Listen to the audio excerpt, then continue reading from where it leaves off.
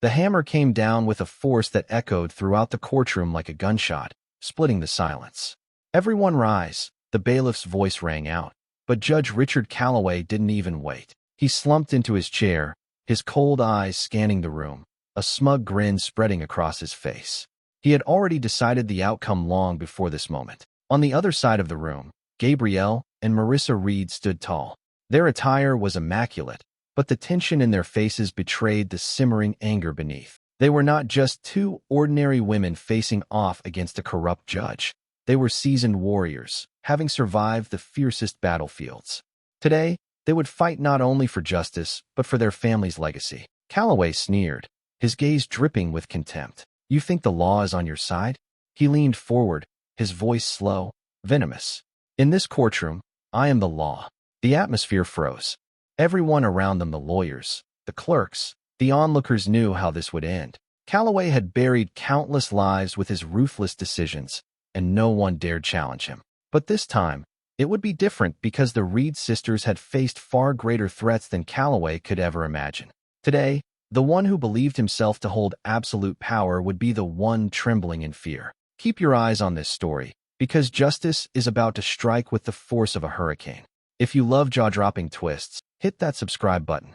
The courtroom door creaked open with a heavy sound, like a sentence already passed. Gabrielle and Marissa Reed entered, two slender yet resolute figures standing firm amidst the pressure-filled space. Eyes bore into them from all sides, not just with curiosity, but with judgment, suspicion, and even hidden pity behind furtive glances. They knew this wouldn't be easy, but they didn't expect that from the very first moment, everything would be stacked against them. At the arrogant seat before them, Judge Richard Calloway leaned back, his bony fingers lightly tapping the wooden desk as if waiting for his prey to step into the trap. His face betrayed no hint of neutrality. His lips curled into a mocking smile as his gaze swept over the two sisters. That look wasn't just a legal judgment. It was a silent message. Do you really think you have a chance? No one in the courtroom spoke, but the air was thick enough to suffocate. Gabrielle shot a quick glance at her younger sister, Marissa, usually the calm one. Even she was gripping her hands tightly under her coat. The bailiff gestured for them to approach, and every step they took on the cold stone floor seemed to echo through the room. Gabrielle could feel the weight of every eye on them, some waiting for them to fail, others too afraid to look directly lest they become entangled in a battle everyone knew was hopeless. They stopped at the plaintiff's podium, facing Calloway head-on. He narrowed his eyes, holding his gold fountain pen between his long fingers, twisting it slowly, deliberately, as if savoring the moment. No words were needed. Gabrielle understood. This wasn't just a trial. It was a power game Calloway had long been accustomed to winning. "Name." Calloway's deep voice rang out, detached, as if they weren't even worth remembering. "Gabrielle Reed," she responded, her voice calm but firm. "Representing myself and my sister, Marissa Reed." "No lawyer." Calloway raised an eyebrow, the corner of his mouth twitching like he'd just heard a joke. A few soft chuckles came from the audience, but were quickly stifled when Gabrielle showed no signs of hesitation. "We're perfectly capable of defending ourselves." Calloway nodded, but it wasn't approval, it was a challenge.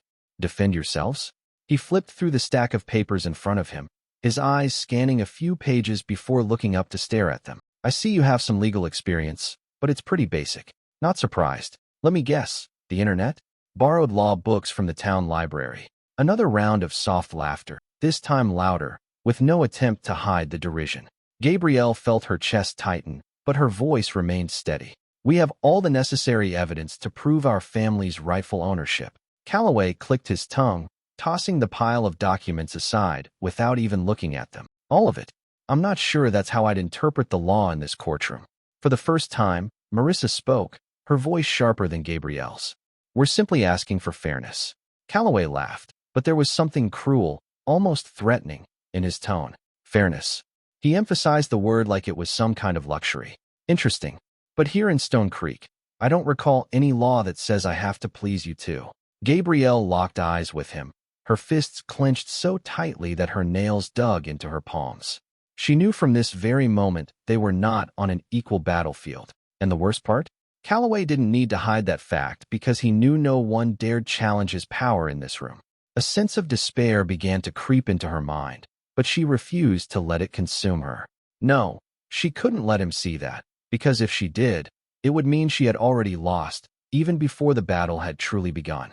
Calloway leaned back in his chair, his fingers tapping rhythmically on the wooden desk.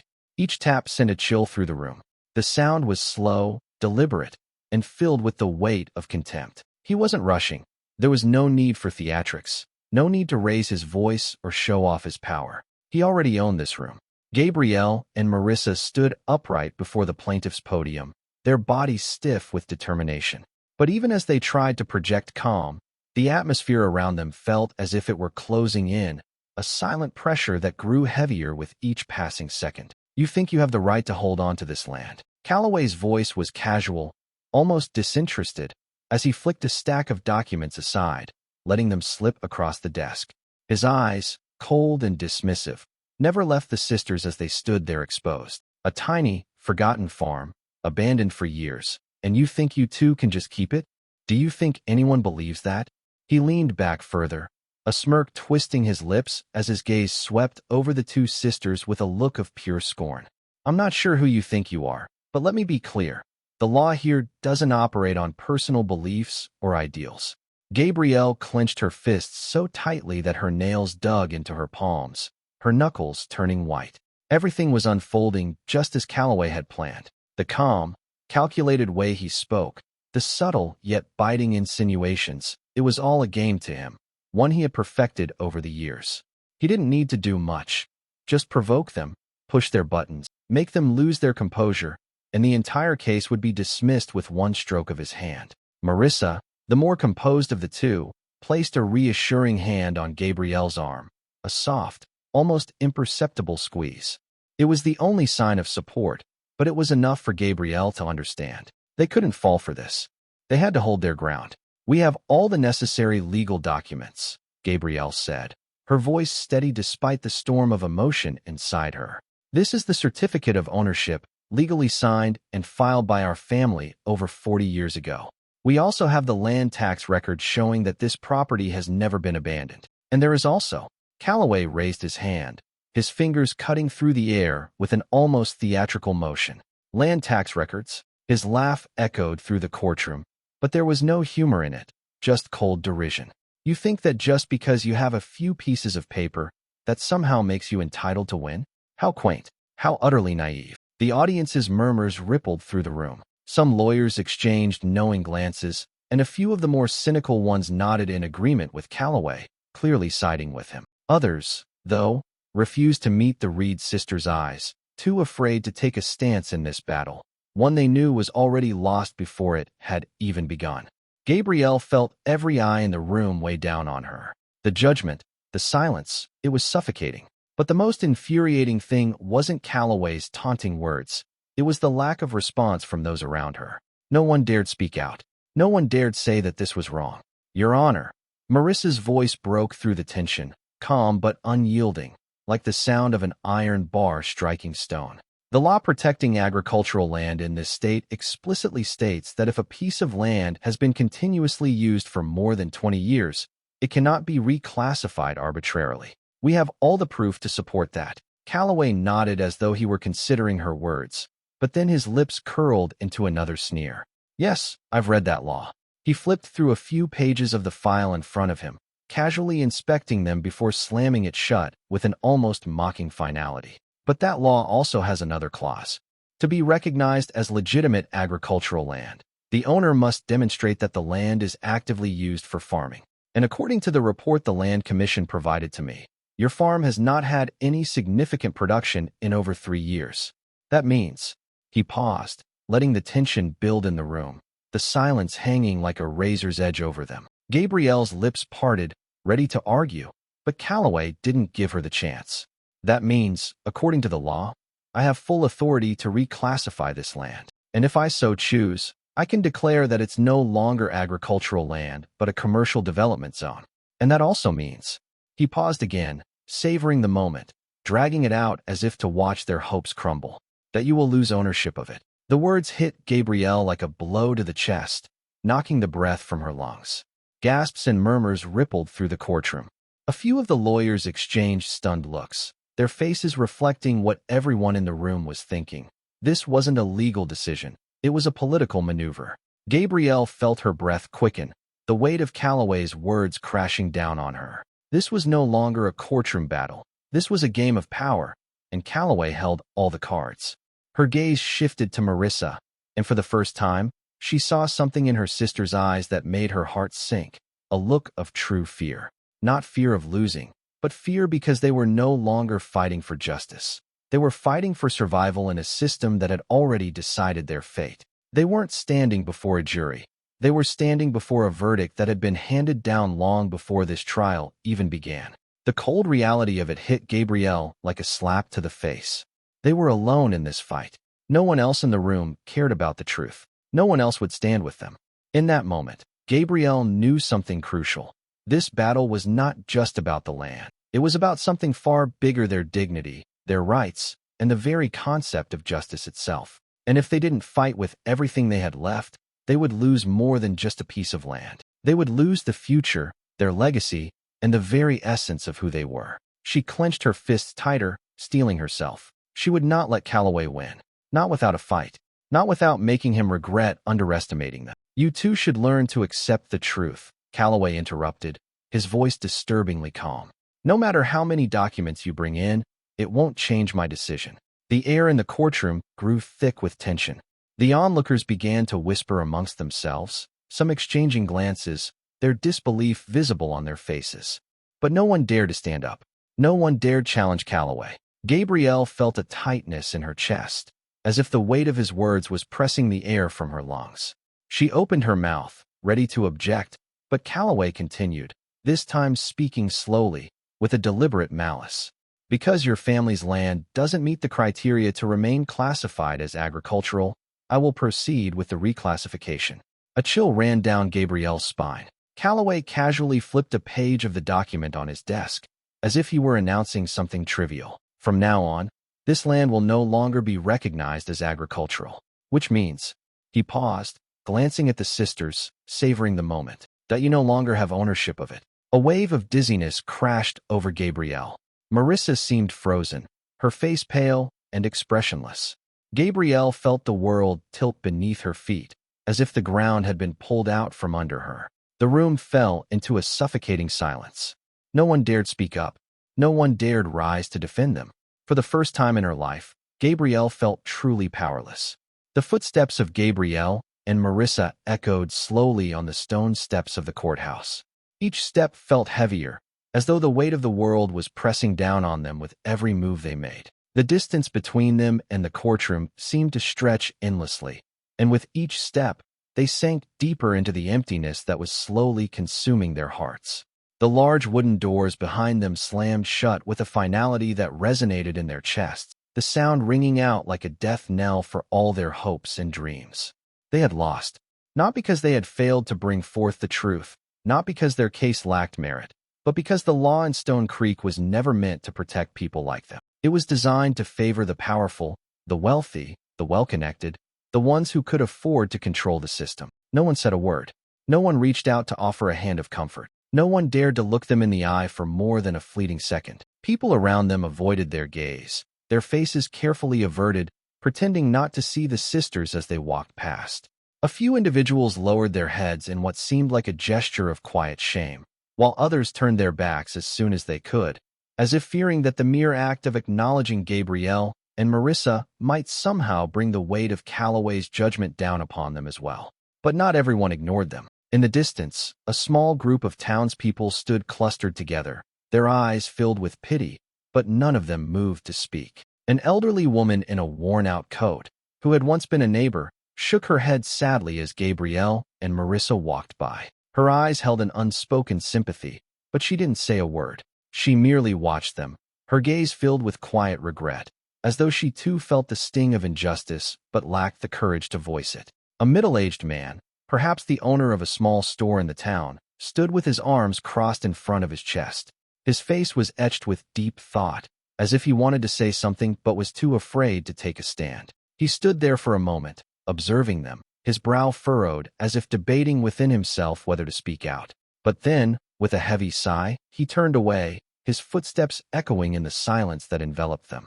And then there were the ones who made no effort to hide their disdain. A group of men, dressed in rolled-up sleeves and leaning carelessly against the wall of a nearby building, exchanged knowing looks as they spotted the sisters. One of them let out a low whistle, his voice dripping with mockery. "I told you, going up against Calloway is like slamming your head into a brick wall," one man said with a sneer. "You really thought reading a few law books was enough to win this, huh?"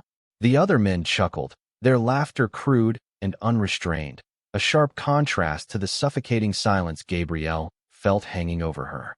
Gabrielle didn't turn around, but she could hear each word clearly, as if the sound were piercing right through her.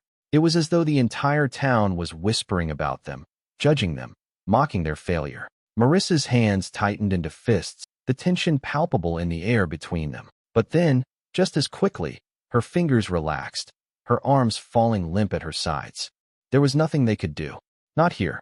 Not now. They had already been defeated in the one place they thought justice might still exist. There was no fight left in them, at least not here, in the town they once called home.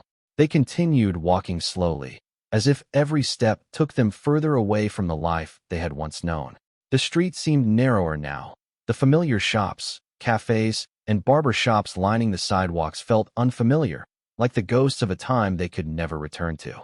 This was still their hometown, the place where they grew up, but it no longer felt like it belonged to them. The town had turned its back on them, and in that moment, they realized how alone they truly were. Gabrielle's heart tightened as they passed by the small grocery store where their grandmother used to shop every day. Mr. Richard, the shopkeeper, stood behind the counter, his back turned toward them as he pretended to be busy with some paperwork. When their eyes met for the briefest of moments, he quickly looked away, as though he hadn't seen them at all. Not a word of kindness, not a single ounce of empathy. It wasn't that they expected pity from him, but the coldness of the gesture hit harder than anything else. The lack of humanity, the refusal to even acknowledge their presence, felt like another blow in a day already filled with too many of them. As they reached the small market near the town square, a few women were setting up their stalls for the day, arranging fruits and vegetables on the counters, exchanging quiet words.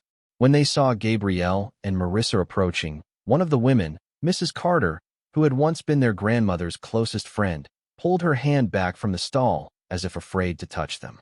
Gabrielle's eyes locked with hers, and for a moment, there was something almost maternal in Mrs. Carter's gaze, a silent apology that spoke volumes.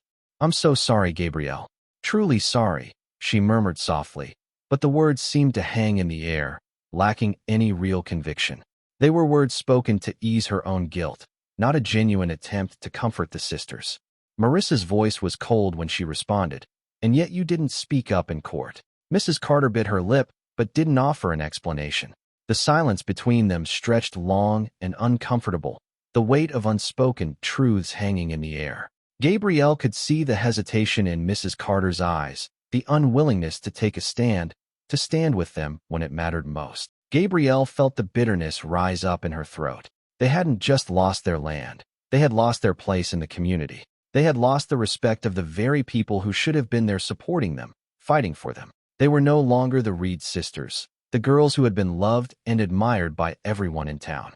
They were the ones who had dared to challenge Calloway and had failed miserably. But the real sting didn't come from the loss of the land. No, the real sting came from the silence of those around them. It came from being abandoned by the very people who had once embraced them as their own. It came from being invisible in their own home, rejected by the community that had once welcomed them with open arms. They walked on, the weight of their loss settling heavily around them. No one spoke. No one had to. They both knew that from this moment forward, they were truly alone. The town had closed its doors to them, and no one would open them again.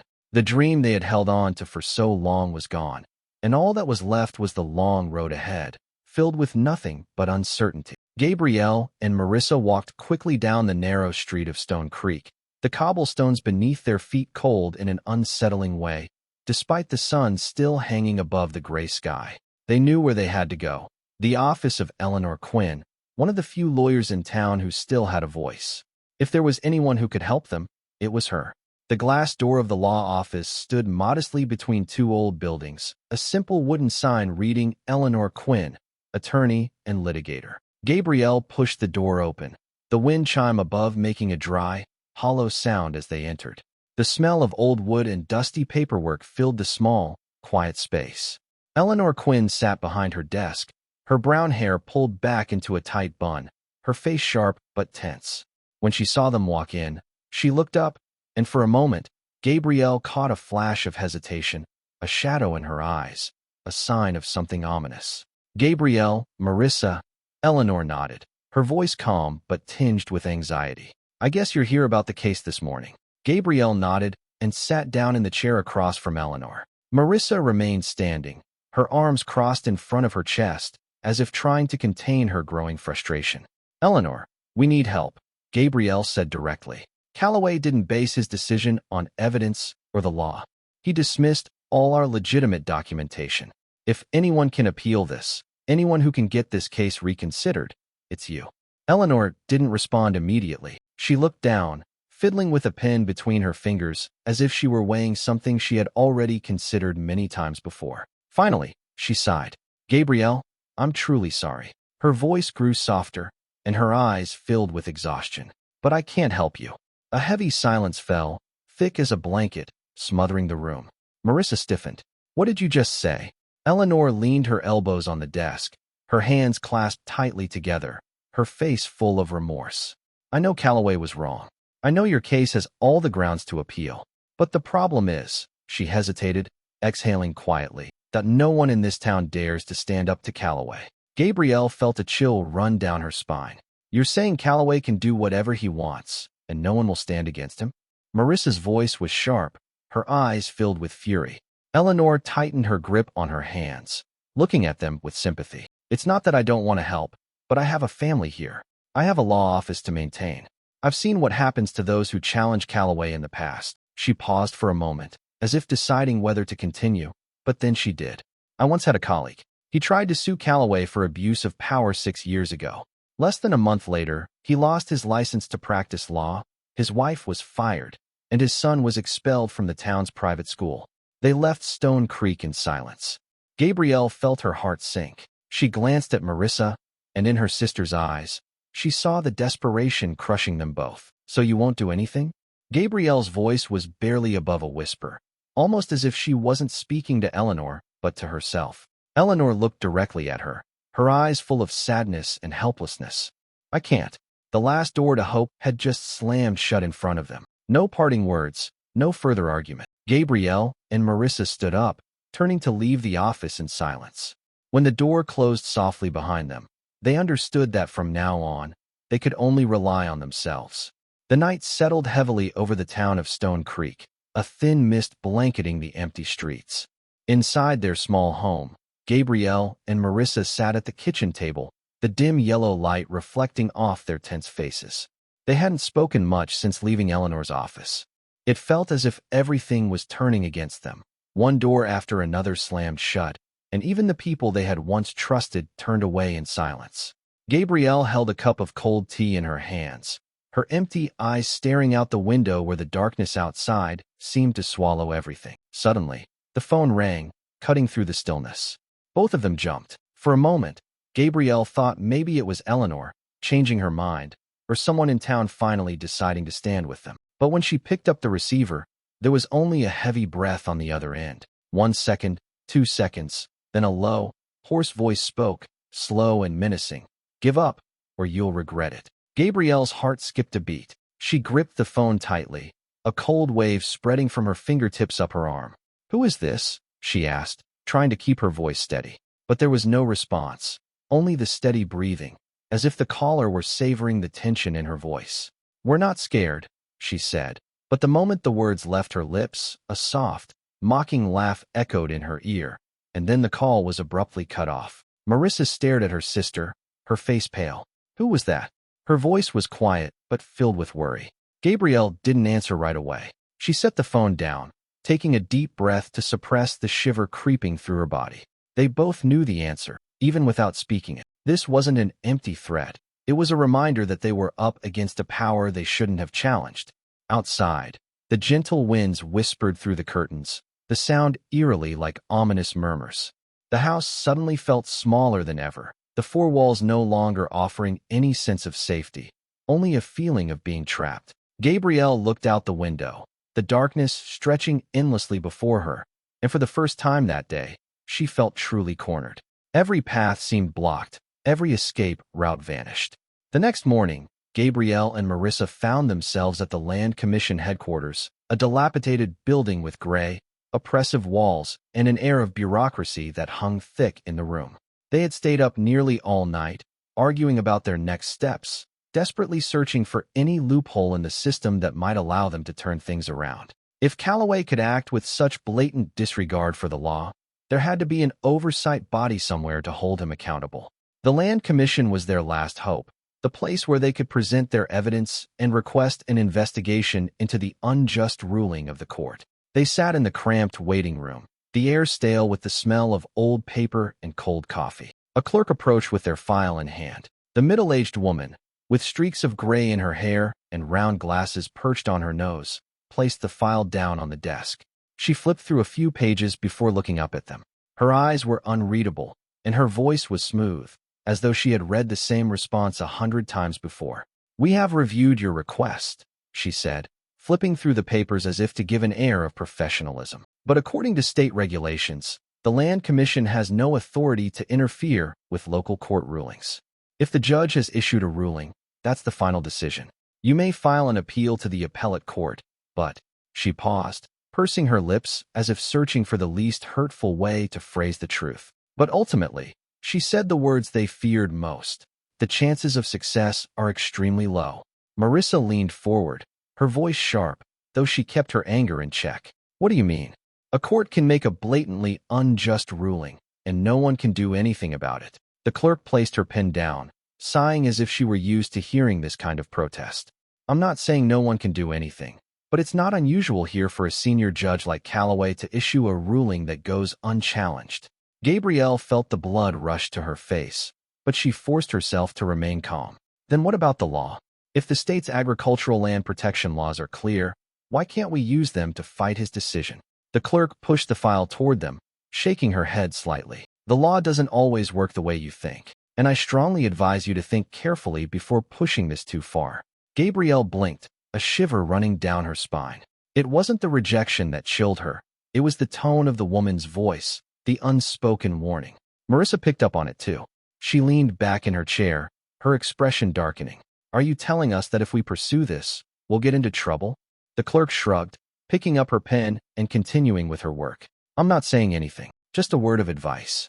The atmosphere in the room grew suffocating, waiting. Gabrielle wanted to argue, wanted to find a crack in the system, but everything seemed to be set in stone. They were trapped in a system that Calloway controlled. Marissa stood up first, pulling Gabrielle with her. They didn't need to hear more. Every official door had been slammed shut. As they stepped out of the Land Commission building, the sun had risen high, but the warmth of the daylight couldn't break the cold that enveloped them. They truly had no one left to turn to. The old car crept slowly down the dirt road leading home, but inside, no one spoke. Gabrielle gripped the steering wheel tightly, her eyes fixed ahead on the road, though her mind was blank. The sky had begun to darken, the fields on either side stretching out endlessly. But instead of bringing the peaceful comfort it once did, now they only seemed to reflect a deathly silence.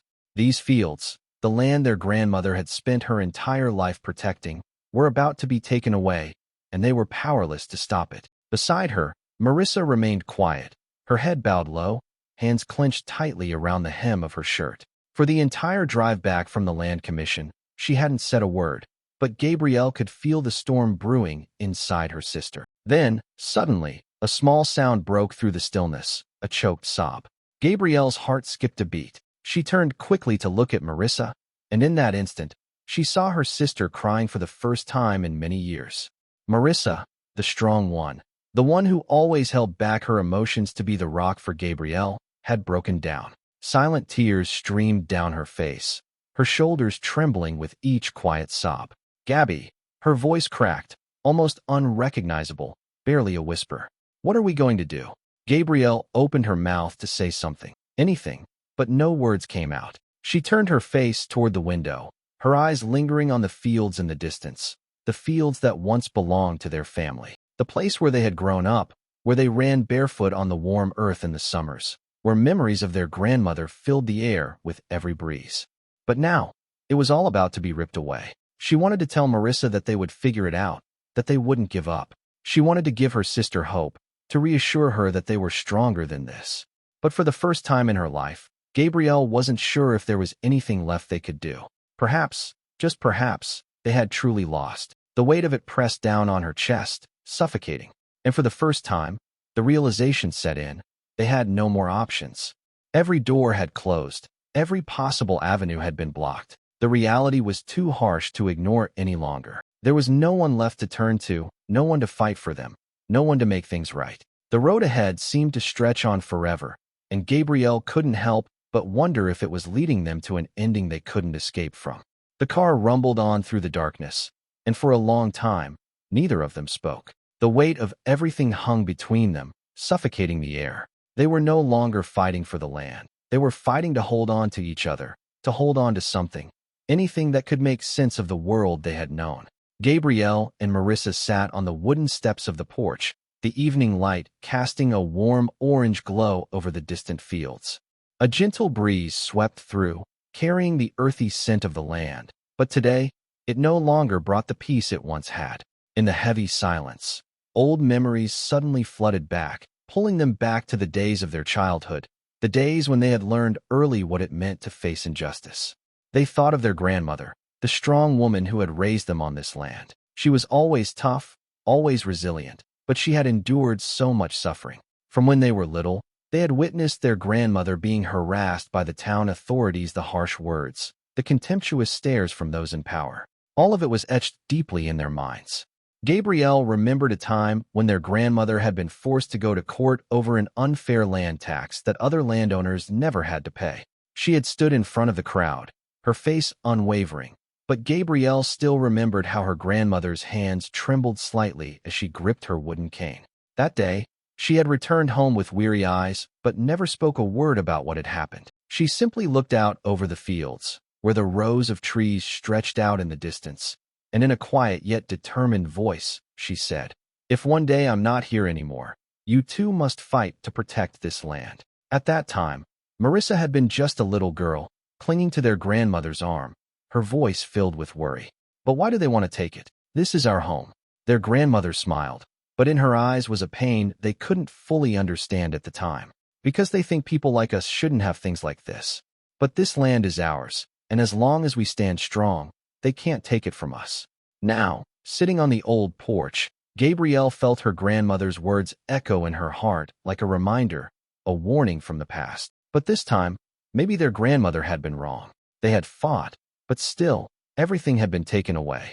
Marissa inhaled shakily, quickly wiping away the tears that lingered on her cheek. "What would she say if she saw us like this, Gabby?" Gabrielle didn't respond immediately. She gazed out at the fields where the sunlight was fading, leaving the land in shadows, the very land they had sworn to protect. Maybe this was what their grandmother had feared most. And maybe this time, they really couldn't hold on to it. Gabrielle's fist remained clenched tightly, her nails digging into her palm until the pain spread through her entire hand. But she didn't let go. The emotions boiled within her, anger, helplessness, heartache, each one building on the next, suffocating her with every breath she took. They had been through far worse. They had survived marches that had stretched for days, marched into battle with nothing but their grit and willpower to keep them moving forward. They had stood on the edge of death, staring it in the face while comrades fell beside them. They had witnessed the cruelty of war, the brutality of a broken system that showed no mercy. And now, they were letting a corrupt judge take everything from them? Her mind drifted back to the cold nights on the battlefield, when they had nothing but the strength of their will and the belief that they could push through to see the morning. Gabrielle remembered the long, grueling hours when one moment of weakness could have easily been their undoing, when a single lapse in strength could have led to their death. But they hadn't fallen. They had fought. They had endured. They had survived. Yet now, here they were, letting the weight of despair consume them, letting it take hold of their hearts, their minds, and their very souls.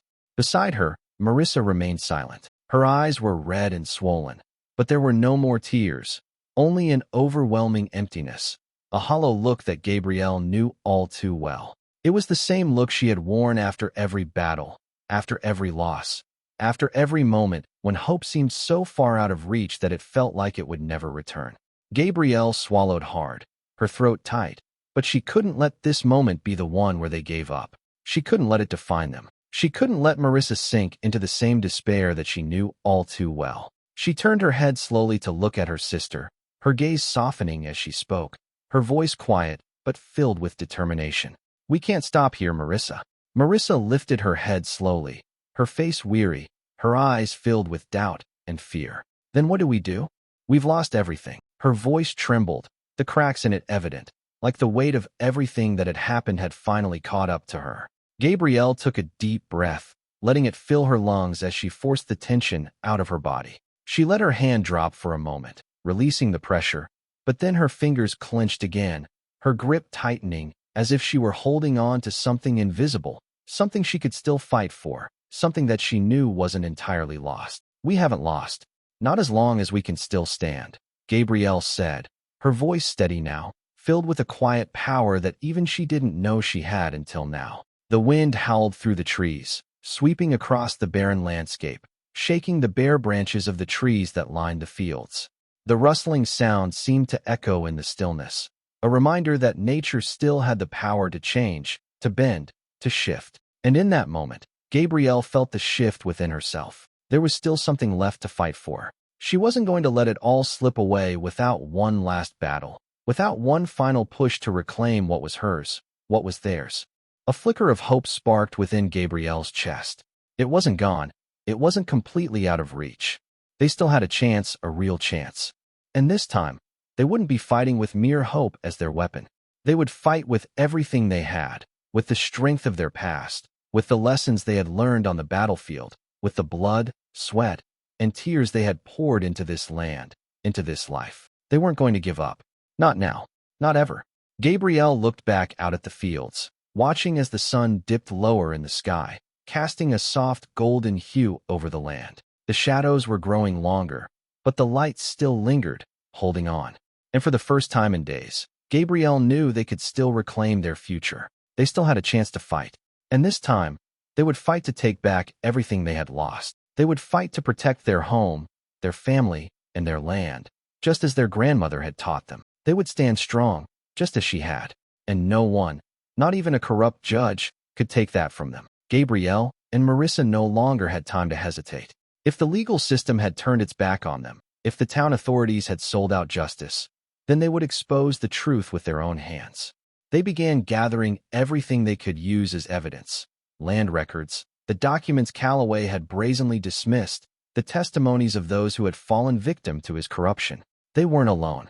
As they began asking around, some people in town spoke up, those who had been robbed of justice by Calloway, those who had been silent for too long out of fear. An elderly man recounted how he had lost his farm after a sham trial.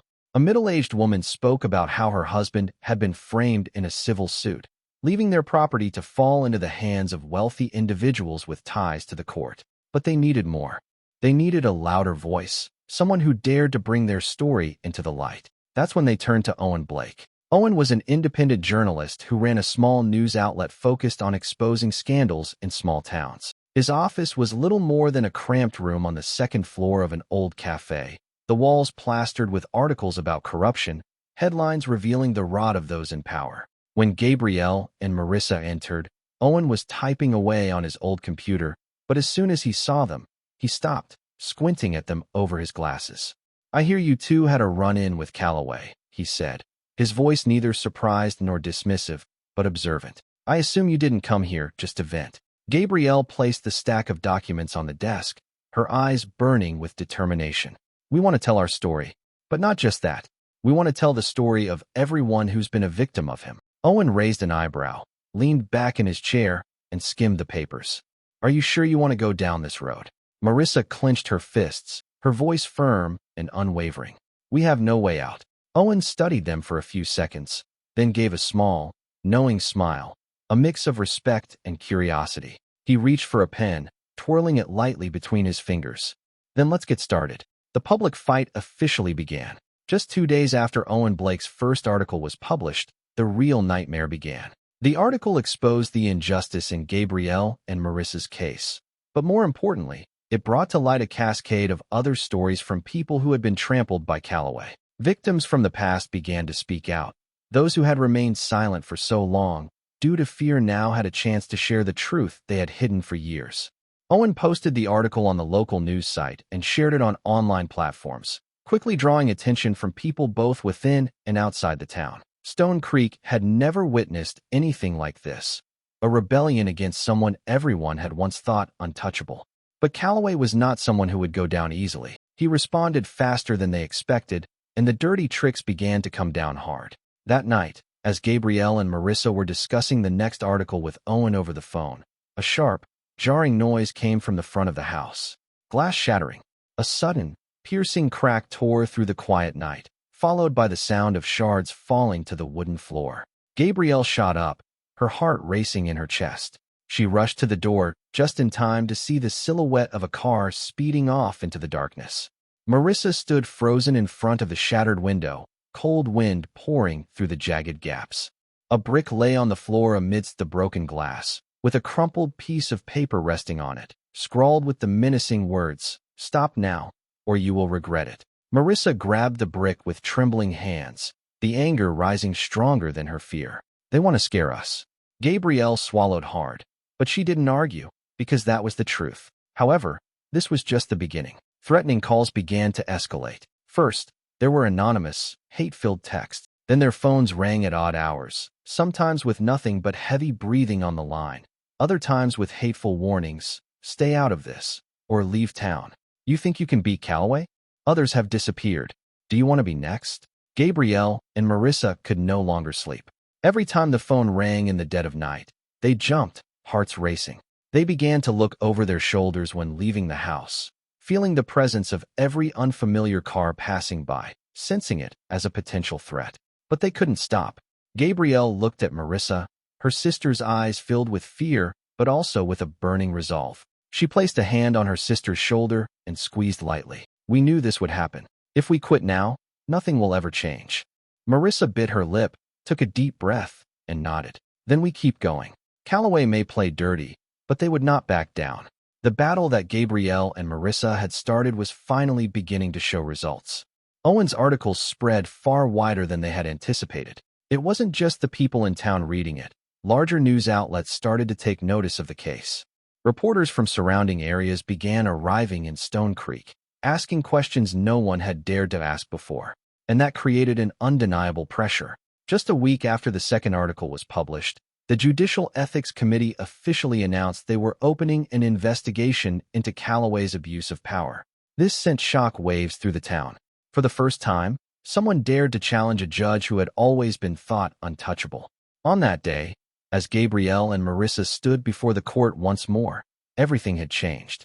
This time, they were no longer just victims, they were whistleblowers.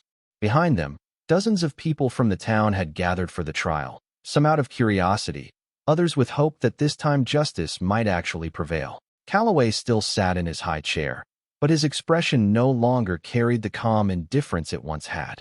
There was something in his eyes, unease, a subtle sign that he was beginning to feel the weight of the real threat. He slammed the gavel down hard, his voice no longer mocking but full of impatience. "You think you can defeat me?"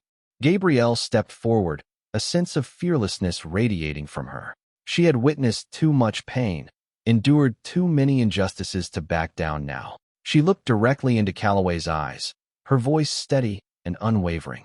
"We don't think. We know." A wave of murmurs rippled through the courtroom. Everyone could feel it. This time, Calloway was no longer the one in full control. The truth had been exposed, and finally, justice was closer than it had ever been. Calloway leaned back in his chair, his eyes cold as they scanned Gabrielle and Marissa with a look of disdain. He tapped his fingers lightly on the wooden desk, a habit both sisters had come to recognize, a sign that he was about to deliver another unjust ruling, just as he always did. After reviewing the case, Calloway said slowly, his voice drawn out with control, "I see no reason to continue this trial. You've wasted too much of the court's time." Gabrielle held her breath. She knew what was coming. He would dismiss the entire case, act as if their evidence had never existed. Marissa stiffened beside her, Her hands clenched so tightly they turned white. All of their efforts, everything they had fought for, would be wiped out with a single sentence. But in that moment, the courtroom door suddenly swung open. A gust of cold air rushed in, and behind it, the sound of heels clicking sharply on the wooden floor. A tall woman entered, dressed in a sharp black suit. The entire courtroom seemed to freeze as she moved toward the front, pulling a file from her leather briefcase. Her voice rang out clearly, powerfully, cutting through Calloway's words like a razor-sharp blade. "Judge Calloway, I'm Charlotte Hayes, representing the Judicial Ethics Committee. By the urgent order of the council, you are immediately suspended." The room fell deathly silent. Calloway froze, his eyes wide as if unable to believe what he had just heard. It took him a moment to react, but when he did, he shot up from his chair, his voice shaking with rage. "Who do you think you are to?" Charlotte didn't let him finish. She opened the file, her voice still calm but laced with absolute authority. "We have evidence of your abuse of power, discrimination in your rulings, and deliberate manipulation of the legal system for personal gain. An investigation is underway, but in the meantime, you no longer have the right to preside over any court hearings." Below, murmurs spread through the courtroom. Some people gasped, their hands covering their mouths in shock, while others exchanged glances as if they couldn't believe what was happening. For years, Calloway had been untouchable, the one who held ultimate power in the town. But right now, that wall of power was crumbling before everyone's eyes. Marissa leaned slightly toward Gabrielle, her voice almost a whisper. "Do you see this? This time, he can't escape." Gabrielle swallowed hard, her eyes still fixed on Calloway. For the first time, they saw panic in his eyes.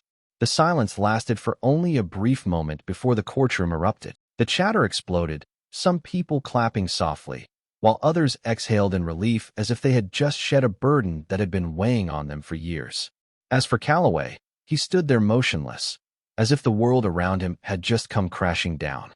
After being suspended directly in the courtroom, Calloway was no longer the untouchable judge he once was. The official investigation began, and his dark secrets were gradually uncovered in the light. The press jumped into action, with larger newspapers picking up the scandal from Stone Creek. Those who had been oppressed by him in the past now found the courage to speak out, and every accusation felt like a hammer striking at Calloway's decaying power. The Judicial Ethics Committee wasted no time in exposing the truth. They discovered a series of biased rulings, cases manipulated to benefit large corporations, and even signs of corruption and bribery. Bit by bit, the wall of power that Calloway had built over the years began to crumble. Less than 2 months after his suspension, Calloway was officially stripped of his judicial seat. He was removed from the judiciary with a sentence fit for those who had stood above the law for far too long. But the story didn't end there. Criminal charges began to surface. From someone who once held absolute power, Calloway became a fugitive, hunted by the very laws he had manipulated. On a dreary morning, the police appeared at his home to read the arrest warrant. Photos of that moment quickly spread throughout Stone Creek. Some people could hardly believe it, while others openly rejoiced. An era had come to an end. As for Gabrielle and Marissa, they stood on their land, taking a deep breath. Their battle had ended, and they were the victors. Not only had they reclaimed their land, but they had also put an end to the tyranny that had ruled Stone Creek for so many years. That day, the sky was clearer than ever, as if signaling a new beginning. Gabrielle and Marissa stood in the vast fields where the first rays of the morning sun stretched across the land, casting a warm golden hue over each blade of grass. This land finally belonged to them, forever. After months of struggle, threats, disdain, and being pushed to the brink, they had won. The High Court had overturned Calloway's ruling, recognizing their legal claim to the family land. No more shady dealings, no more threats. They had protected their grandmother's legacy. But this victory was not just for them. It was for all those who had been trampled upon, those who had been forced into silence. This land was more than just a farm. It was a symbol of the justice they had fought to reclaim from the hands of an abuser of power. Marissa took a deep breath, her eyes shining with determination. "We can't just keep it for ourselves, Gabby. We need to do something greater." Gabrielle nodded, her gaze sweeping over the vast land. "What do you think about a community farm?" Marissa turned to look at her sister, and the first smile in months appeared on her face. "A place where those who've lost everything can find a chance again." Gabrielle squeezed her sister's hand lightly. "We fought for this land. Now it's time for it to become a new hope." They set to work on their plan to restore the farm. The once abandoned fields would once again be filled with life. Families who had lost their homes due to unjust policies would have a place to work and make a living. They would plant crops, raise livestock, and turn the land into a community hub, a symbol of resilience and justice. As they placed the first brick for the project, a soft breeze blew through, bringing with it an unparalleled sense of peace. The family legacy had been preserved, not just for them, but for future generations. This time, no one could take it away. Gabrielle and Marissa's battle was not just a story about reclaiming a piece of land. It was proof of a powerful truth. No one can take what belongs to you if you are brave enough to stand up and defend it. In life, we may face injustice, powerful people who lack ethics, and systems that seem impossible to change. There will be times when you feel desperate, as if every door has been closed. But remember, closed doors do not mean the end of the road. Sometimes, it simply means you need to carve out a new path for yourself. Believe in the value of perseverance.